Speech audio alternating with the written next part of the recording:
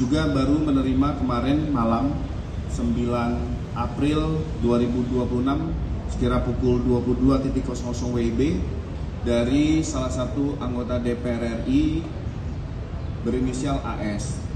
Ada laporan tersebut tentang pengancaman dan pemerasan yang diduga sebagai orang yang mengatasnamakan salah satu lembaga publik terkait tentang pengurusan perkara penyerahan uang yang diminta kepada korban sebanyak 300 juta sehingga dilaporkan oleh yang bersangkutan sebagai korban kepada Polda Metro Jaya.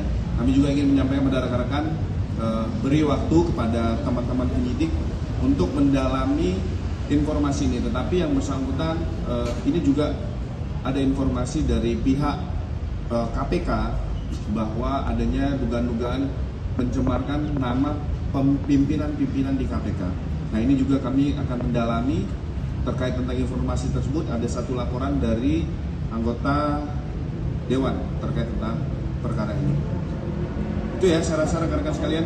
Pak, itu yang terkait dengan laporan anggota Dewan dengan yang pencemaran pimpinan KPK itu berarti satu kesatuan, Pak? Ya, ini masih didalami. Kami sampaikan kami sudah menerima satu laporan polisi dan ini masih akan kami dalami. Apakah itu ada kaitan tentang laporan ataupun dugaan-dugaan satu kesatuan tadi? Kami mohon waktu pada teman-teman sekalian. Pak, seharusnya itu ya, berdasarkan terkait Rismon, Pak, Rismon sebenarnya sudah di SP3 atau gimana sih, Pak? Terkait tentang proses restoratif justice saudara RS ini masih dalam tahap proses. Jadi namanya tahapan restoratif justice, ada permohonan dari tersangka, orang yang ditetapkan sebagai tersangka memohon kepada korban ataupun pelapor untuk perkaranya bisa di RJ. Yang bersangkutan setelah itu pihak pelapor ataupun korban menyetujui dan itu melalui proses gelar perkara di penyidik. Melalui gelar perkara internal dan eksternal dihadirkan. Apabila sudah disetujui dan memenuhi dalam persyaratan restoratif justice, maka akan dilakukan restoratif justice. Jadi saya minta kepada teman-teman sekalian terkait tentang informasi itu kita masih menunggu karena proses perkara masih berjalan.